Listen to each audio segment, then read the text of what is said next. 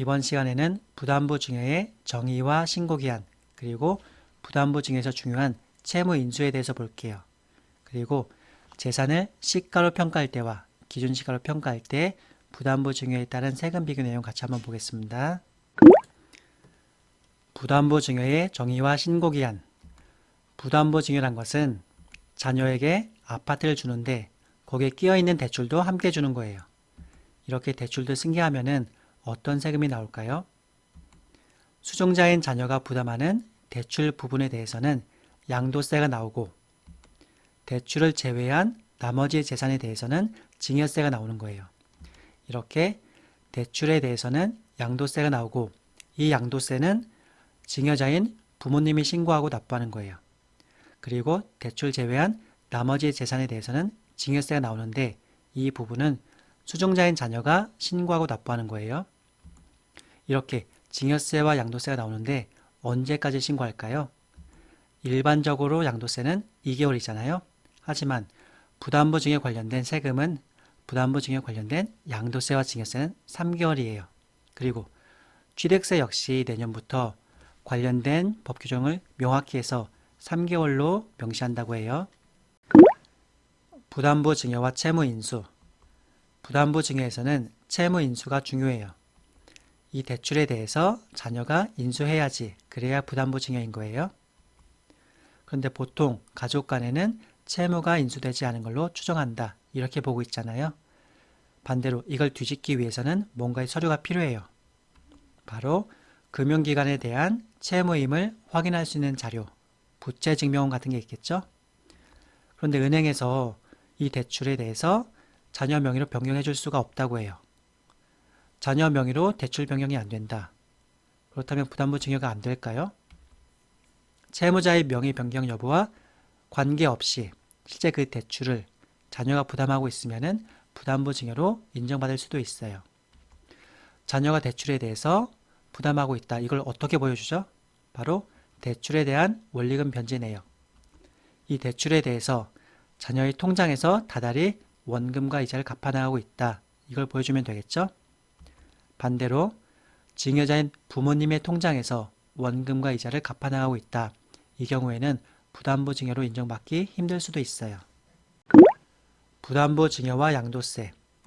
부담부 증여에서는 대출과 관련된 부분은 양도세가 나와요. 양도세는 어떻게 계산하죠? 양도가액에서 취득가액을 빼면서 이렇게 계산을 시작해요. 그렇다면 양도가액은 양도 당시의 가액에서 인수한 채무의 비율로 안분해요. 여기에서 양도 당시의 가액은 증여세법에 따라 평가한 금액이에요. 취득가액은 취득 당시의 가액에서 역시 인수한 채무의 비율로 안분한 거예요. 취득 당시의 가액은 그 취득할 때 실제 거래 가액이 있잖아요. 이건데 만약에 양도가액을 기준시가로 했으면 취득가액도 기준시가로 통일하는 거예요. 자, 그리고 양도세율이 있는데 일반 세율이 있고 중과세율, 그리고 비과세가 있잖아요. 부담부 증여할 때도 비과세가 가능할까요? 비과세 대상 주택을 부담부 증여하면은 그 인수하는 채무액에 대해서는 양도세가 과세되지 않는다. 즉, 부담부 증여할 때도 비과세가 가능해요. 부담부 증여 계산 사례. 단순 증여일 때와 부담부 증여일 때 세금 비교해 볼게요. 이런 아파트예요. 3억 원에 취득했고 지금 증여해 줄 때 보니까 매매 사례 가액이 6억이에요. 지금 대출은 2억 원이 있어요. 그리고 양도세로 따지면은 일반 과세가 되는 상황이에요. 이때 단순 증여해 주면은 양도세는 없어요. 왜? 채무가 인수되는 게 없으니까 양도세는 없어요. 증여세는 1억. 어떻게 나왔죠? 6억 원의 금액에 대해서 증여세를 계산하니까 1억이 나왔어요. 자, 그 다음에는 부담부 증여. 부담부 증여일 때는 채무가 인수되니까 양도세가 나와요. 여기서 1,600만 원. 그리고 당연히 채무를 제외한 나머지 부분에 대해서는 증여세가 나와요. 여기선 6천만 원. 증여세가 아까보다 많이 줄었죠?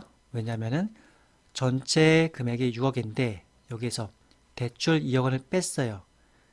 그래서 나머지 부분에 대해서만 증여세가 나온 거예요. 그리고 양도세는 어떻게 나왔죠? 지금 대출이 2억이에요. 그러니까 양도세에서 양도가액은 2억인 거예요. 그 다음에 취득가액은 아까 취득가액이 얼마였죠? 3억 원에 취득했어요. 즉 3억 원의 그 취득가액을 대출의 비율, 대출 2억이었죠? 3억 원의 취득금액을 대출의 비율로 안분하니까 취득가액이 1억이에요. 이렇게 계산하는 거예요. 그렇다면 다시 한번 세금 비교를 보면은 단순 증여일 때는 양도세는 없고 증여세는 1억, 부담보 증여일 때는 양도세는 1,600만 원, 증여세는 6천만 원. 부담보 증여일 때가 세금 부담이 조금 작죠? 근데 여기서 끝나는 게 아니라 증여자와 수증자의 그 주택 현황에 따른 취득세도 같이 한번 생각해야 돼요. 부담보 증여 기준시가 계산 사례. 단순 증여일 때와 부담보 증여일 때 세금 비교 볼게요. 단독주택인데 3억 원에 취득했어요. 취득 당시 공시가격은 2억이에요. 증여해 줄 때 보니까 매매살이 가격이 없어서 개별주택 가격으로 6억 원에 증여해 줬어요. 여기에는 전세보증금 2억 원이 끼어 있어요. 그리고 양도세를 보면은 비과세는 안 되고 일반 과세 되는 상황이에요. 먼저 단순 증여일 때 세금을 보면은 인수되는 채무가 없으니까 양도세는 없고 증여세는 1억이 나왔어요. 증여세는 6억 원의 전체 금액에 대해서 계산한 거예요. 부담보 증여일 때는 인수되는 채무가 있으니까 양도세가 나오고 나머지 부분에 대해서는 증여세가 나와요. 증여세는 전체 6억 원에서 전세보증금 2억을 빼면은 그 나머지에 대해서 증여세 계산한 거예요. 그래서 6천만 원. 양도세는 지금 전세보증금이 2억이 있었죠? 양도가액은 2억이에요. 취득금액은 이거는 한번 규정을 보면은 양도가액을 기준시가로 산정했으면은 취득가액도 기준시가로 산정한다. 이거에 따라서 지금 보면은 취득 당시 기준시가 2억, 즉 취득 당시 기준시가 2억 원을 가지고 요 인수된 채무의 비율로 안분하면은 취득가액이 6,600만 원 정도 나와요. 이렇게 계산하는 거예요. 그래서 다시 한번 세금 비교를 보면은 단순 증여일 때는 양도세 없이 증여세 1억 원, 부담보 증여일 때는 양도세는 2,800만 원, 증여세는 6천만 원. 부담보 증여가 여전히 유리해 보이긴 하지만 이렇게 취득가액을 기준시가로 산정한 것 때문에 양도세 부담이 올랐어요. 물론 여기에 취득세도 생각해야 되고요. 네, 오늘은 부담보 증여에 대해서 같이 한번 살펴봤습니다.